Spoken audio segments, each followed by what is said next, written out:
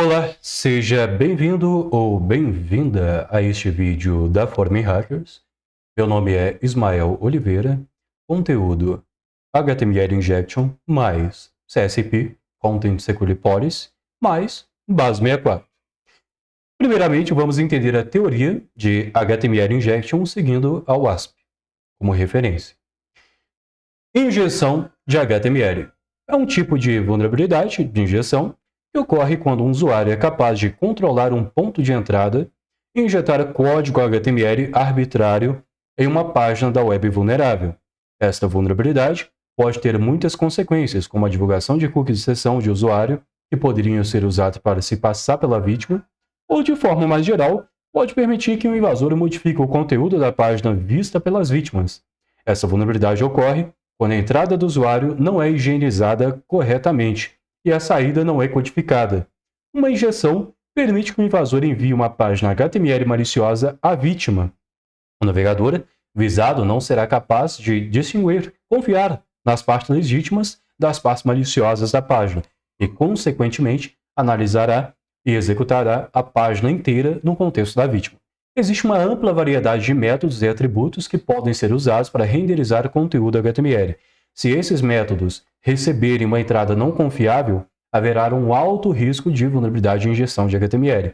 Por exemplo, código HTML malicioso pode ser injetado através de inner.innerHTML, que é um método do JavaScript, geralmente usado para renderizar código HTML inserido pelo usuário. Se as strings não forem higienizadas corretamente, o método poderá ativar a injeção de HTML. Uma função JavaScript pode ser usada para este propósito, é o document.write, que escreve na tela. O exemplo a seguir mostra um trecho de código vulnerável que permite uma entrada não validada seja usada para criar HTML dinâmico no contexto da página. Aqui tem alguns exemplos, explicações da WASP, enfim, todo o contexto que seguiu na WASP. Tá? Eu não vou perder tempo nisso aqui, então vamos direto ao ponto. Diretamente ao ponto, vamos estar utilizando aqui o laboratório vulnerável Miona, o laboratório desenvolvido pela Forming Hackers. Tá? Se você não conhece o Miona, ele basicamente é um site propositalmente vulnerável, desenvolvido pela Forming Hackers, distribuído gratuitamente para a comunidade, para que as pessoas possam praticar e entender sobre vulnerabilidade, sobre ataque em aplicações web, certo? Para que você possa instalar, baixar esse laboratório, dá uma acessada aqui na descrição desse vídeo e você vai encontrar um link para fazer download do Mion, tá bom? Certo. Continuando diretamente ao ponto. Então, diretamente ao ponto. Aqui no site do Miona, nós temos, na página de configuração do usuário, a opção de você confirmar uma chave de API. Uma chave de API que você tem ali naquele sistema. E logo a gente observa, então, que é um campo para você escrever. Então, a gente já pensa, né? Vou escrever aqui qualquer palavra. Vou escrever aqui, por exemplo, a palavra teste. Vamos ver o que acontece. Vou tentar confirmar essa tal chave. E olha o que acontece. Ele mostra aqui, ó, só a chave de API decodificada. Então, peraí. Vê que está decodificando. Se você olhar aqui um exemplo também, meio que tem uma coisa codificada. E o que é esse formato codificado aqui? Diretamente ao ponto, ele está aceitando formato base64 aqui nesse lugar. É isso que ele está aceitando. Então, se você pegar qualquer coisa em formato base64 e passar ali, por exemplo, jogar aqui um echo testando, e vou codificar isso em base64. Vou pegar esse valor base64 e vou jogar aqui nessa input. E vou clicar no botão de confirmar. Ó, pode perceber que aqui ele decodificou o base64 que retornou testando. Opa, interessante. Então ele está pegando qualquer coisa que está passando aqui em formato base64 e decodificando isso para a gente. Bem interessante isso. Por que é bem interessante isso? Porque se ele está decodificando tudo que a gente passa em base64 e retornando na tela, e se a gente codificar um payload cross-site script, né? Então a gente logo pensa em quê? Em codificar um payload script alert 1. Né? Então, vou jogar aqui, ó. Faça um script alert número 1 e passa aqui um base 64. Vamos passar para ver se isso aqui funciona ou não, né?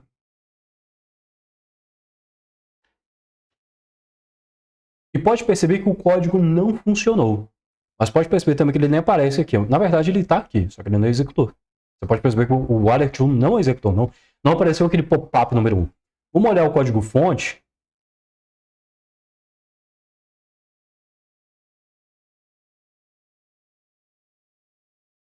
Vamos caçar aqui onde está o alert número 1.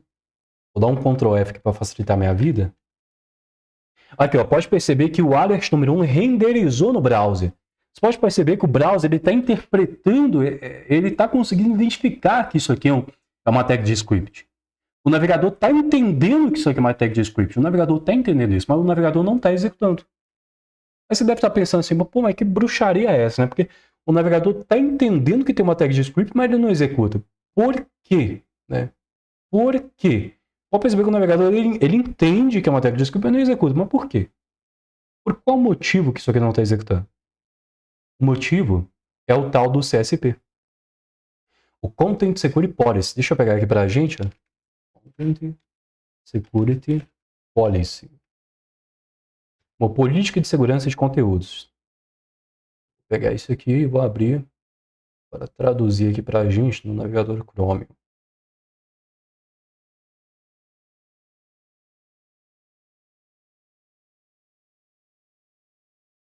Certo. Política de segurança de conteúdo, CSP. A política de segurança de conteúdo é uma camada adicional de segurança que ajuda a detectar e mitigar certos tipos de ataques, incluindo cross-site scripting e ataques de injeção de dados. Esses ataques são usados para tudo, desde o roubo de dados até desconfigurações de sites e distribuição de malware. O CSP foi projetado para ser totalmente compatível com versões anteriores, exceto a versão 2 do CSP. Enfim, tem explicação dele aqui e tal. Diretamente ao ponto é o seguinte, o CSP serve para você bloquear tipos de conteúdo injetados no lado do usuário. Então, por exemplo, se o usuário injeta, coloca ali externamente um código JavaScript naquele site, com essa configuração dá para você dizer para o navegador não executar esse código. Dá para você falar assim, ó, navegador, não executa nenhum código externo de JavaScript aqui, tá? É para você executar só esse código de JavaScript aqui, desse lugar aqui específico. Então dá para você configurar, ó, só dá para você executar esse código de JavaScript que está nesse arquivo aqui, só esse. Se tiver outro arquivo de JavaScript, se tiver outro código de JavaScript aqui, não executa. É só esse aqui que dá para você executar. Então isso ajuda a proteger contra cross-site scripting. Mas observe que eu falei que ajuda, não é o único, não é o total, entendeu? Não resolve todos os problemas. É uma camada adicional de segurança, entendeu? Uma camada adicional. Mas a depender da situação, o CSP pode não valer de nada, entendeu? É nesse sentido. Colocando essa configuração aqui, ó, default source, self, ele só vai executar código JavaScript, CSS e HTML do próprio site, tá? Então isso aqui ele bloqueia todo tipo de conteúdo injetado pelo lado do usuário, tá? Só os do próprio site, self. Mas aí também dá para você configurar tipo, só para executar só o JavaScript. Tipo, eu quero configurar só o HTML, quero configurar só o JavaScript, entendeu? E é nesse contexto que vai estar o nosso laboratório. O que vai acontecer aqui no nosso laboratório? O programador, o desenvolvedor, simulando, né, nessa situação, ele tenta utilizar aqui o CSP para bloquear tipos de conteúdo aqui, para se proteger contra a cross-site scripting. Só que o erro do desenvolvedor vai se bloquear apenas JavaScript. O JavaScript aqui não vai funcionar. Mas se a gente testar aqui HTML vai funcionar. Quer ver? Olha só que interessante. Ó. Eu vou vir aqui, ó. E ao invés de ser uma tag de script, dessa vez eu vou colocar uma tag de HTML. Quer ver? Eu vou colocar aqui a tag H1 do HTML, escrito som teste. Vou copiar isso aqui e vou jogar aqui. Ó, pode perceber que som teste funcionou. Ficou meio quebrado aqui, por quê? Porque eu escrevi aqui, tá vendo? Faltou aqui a setinha, tá? Mas pode perceber que som teste funcionou. Ele já entendeu.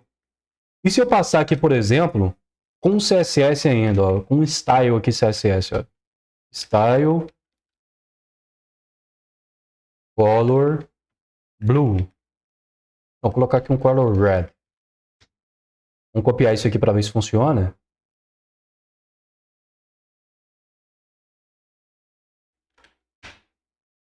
Ó, pode perceber que funcionou também.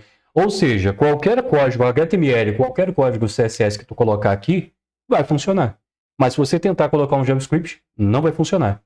Se a gente olhar aqui na rede, ó, as requisições HTTP que estão sendo enviadas, a gente vai conseguir perceber isso. Quer ver, ó, post, config, a gente tem aqui uma requisição post com parâmetro API key, que é uma chave de API aqui do usuário, que no caso é o que a gente colocou, é o nosso parâmetro codificado aqui em base 64. Tá? Ele dá uma resposta aqui para a gente que é renderizando o que a gente trouxe. Né?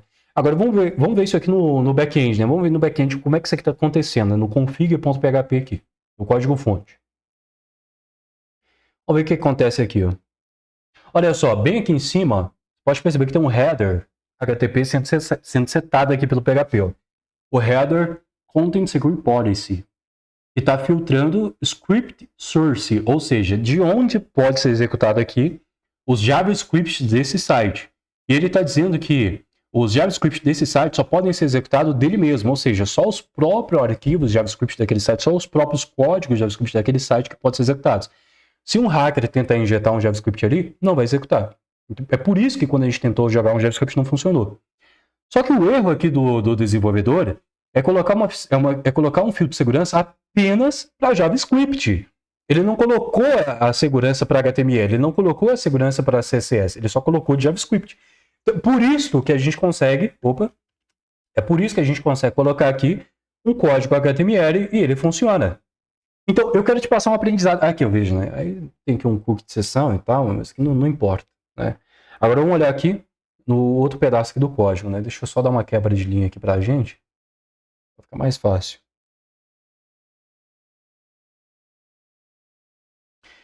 Confirma a chave de API. Aqui, ó. Veja só.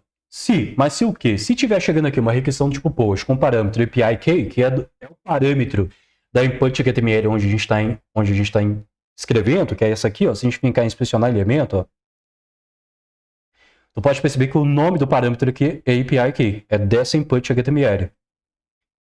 Então, se tiver chegando alguma coisa aqui escrita daquela input, mostra para mim na tela um spam com sua chave API decodificada aí ele vai decodifica o que estiver chegando aqui, né? Base 64 decode o que estiver chegando aqui daquele parâmetro, ou seja, está fazendo uma decodificação base 64 do conteúdo daquele parâmetro. Basicamente, você observa que ele não está fazendo nenhum filtro de segurança aqui, bloqueando caracteres especiais, bloqueando sinal de maior, menor e tal. Não. Ele simplesmente está pegando o que está vendo aqui e mostrando na tela o decodificado. É isso que ele está fazendo, entendeu? Simplesmente isso. É por isso que ele pega o código HTML em formato base 64 que a gente escreve lá e decodifica e joga ali e executa o HTML na nossa página, tá? Que ele joga ali para o navegador. Ele joga decodificado para o navegador aquele base 64. Aí chega no navegador aquele base 64 decodificado, que é uma tag HTML, o navegador vai e executa. E o navegador vê que também que não é um JavaScript, né? Porque se for JavaScript, já tem ali falando para o navegador não executar JavaScript. Se a gente olhar aqui, ó, na rede, nas respostas HTTP, né? A gente também consegue observar isso, ó, na resposta HTTP, ó. Headers. Tá bem aqui, ó, Content Security Policy, Script Source, Self. Então o navegador ele já sabe que não é para executar JavaScript. Mas se for HTML, ele executa. Se for CSS, ele executa. Simples assim. Uma pausa durante esse vídeo.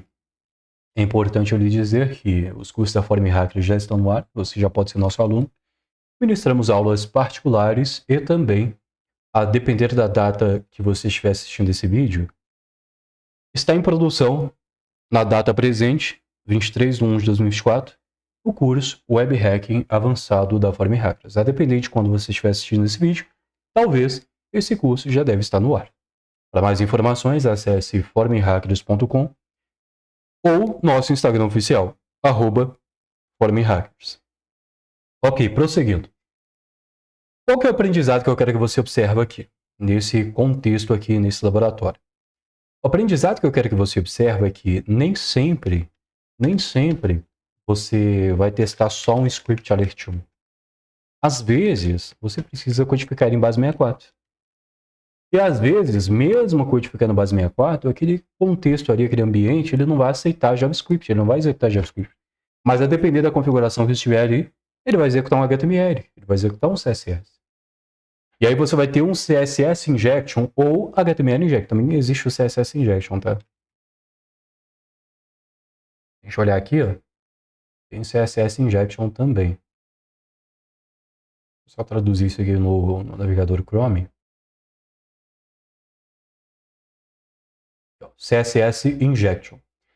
Uma vulnerabilidade CSS Injection envolve a capacidade de injetar código CSS arbitrário no contexto de um site confiável, que é renderizado no navegador da vítima. O impacto desse tipo de vulnerabilidade varia de acordo com a carga CSS fornecida. Isso pode levar a scripting de sites ou exfiltração de dados. Essa vulnerabilidade ocorre quando o aplicativo permite que o CSS fornecido pelo usuário interfira nas folhas de estilo legítimas do aplicativo. A injeção de código no contexto CSS pode fornecer ao invasor a capacidade de executar JavaScript em determinadas condições ou de extrair valores confidenciais usando seletores e funções CSS capazes de gerar solicitações HTTP. Geralmente permitir que os usuários personalizem páginas fornecendo arquivos CSS personalizados é um risco considerável. O código JavaScript a seguir mostra um possível script vulnerável no qual o invasor é capaz de controlar o location.hash fonte que atinge o CSS text, função simp. Este caso específico pode levar ao cross-site script baseado em DOM. Em versões mais antigas dos navegadores, para obter mais informações, consulte, enfim, previsão de dicas, folha de dicas, enfim, do XSS baseado em DOM.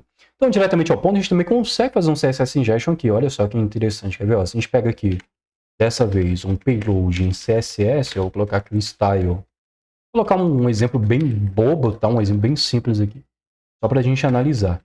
Vou colocar aqui para alterar a cor de fundo, um body, background, menus color, colocar um purple. E aí eu jogo um base 64 para codificar. Vamos pegar esse negócio aqui, vamos jogar lá no nosso site e vamos ver o que vai acontecer. Ó, pode perceber que ele alterou toda a cor aqui de fundo aqui no nosso site para purple. Ou seja, CSS Injection também funciona aqui nesse contexto.